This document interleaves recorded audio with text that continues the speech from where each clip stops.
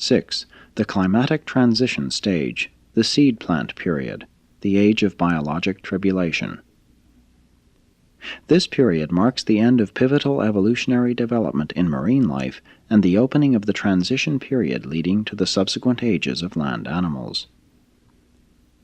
This age was one of great life impoverishment. Thousands of marine species perished, and life was hardly yet established on land. This was a time of biologic tribulation, the age when life nearly vanished from the face of the earth and from the depths of the oceans. Toward the close of the long marine life era, there were more than 100,000 species of living things on Earth. At the close of this period of transition, less than 500 had survived.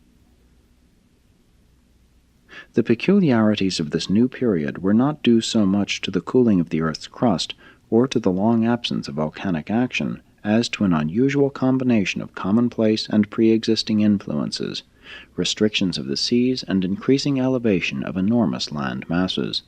The mild marine climate of former times was disappearing, and the harsher continental type of weather was fast developing. 170 million years ago, great evolutionary changes and adjustments were taking place over the entire face of the Earth. Land was rising all over the world as the ocean beds were sinking. Isolated mountain ridges appeared. The eastern part of North America was high above the sea. The west was slowly rising. The continents were covered by great and small salt lakes and numerous inland seas which were connected with the oceans by narrow straits. The strata of this transition period vary in thickness from 1,000 to 7,000 feet. The Earth's crust folded extensively during these land elevations. This was a time of continental emergence, except for the disappearance of certain land bridges, including the continents which had so long connected South America with Africa and North America with Europe. Gradually, the inland lakes and seas were drying up all over the world. Isolated mountain and regional glaciers began to appear, especially over the southern hemisphere, and in many regions the glacial deposit of these local ice formations may be found even among some of the upper and later coal deposits. Two new climatic factors appeared, glaciation and aridity. Many of the Earth's higher regions had become arid and barren. Throughout these times of climatic change, great variations also occurred in the land plants. The seed plants first appeared, and they afforded a better food supply for the subsequently increased land animal life. The insects underwent a radical change. The resting stages evolved to meet the demands of suspended animation during winter and drought. Among the land animals, the frogs reached their climax in the preceding age and rapidly declined, but they survived because they could long live even in the drying-up pools and ponds of these far distant and extremely trying times.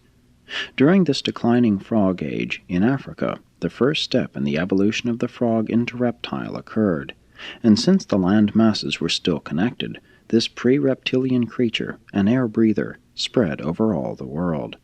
By this time the atmosphere had been so changed that it served admirably to support animal respiration. It was soon after the arrival of these pre-reptilian frogs that North America was temporarily isolated, cut off from Europe, Asia, and South America. The gradual cooling of the ocean waters contributed much to the destruction of ocean life. The marine animals of those ages took temporary refuge in three favorable retreats: the present Gulf of Mexico region, the Ganges Bay of India, and the Sicilian Bay of the Mediterranean basin. And it was from these three regions that the new marine species, born to adversity, later went forth to replenish the seas. 160 million years ago, the land was largely covered with vegetation adapted to support land animal life, and the atmosphere had become ideal for animal respiration. Thus ends the period of marine life curtailment and those testing times of biologic adversity which eliminated all forms of life except such as had survival value, and which were therefore entitled to function as the ancestors of the more rapidly developing and highly differentiated life of the ensuing ages of planetary evolution.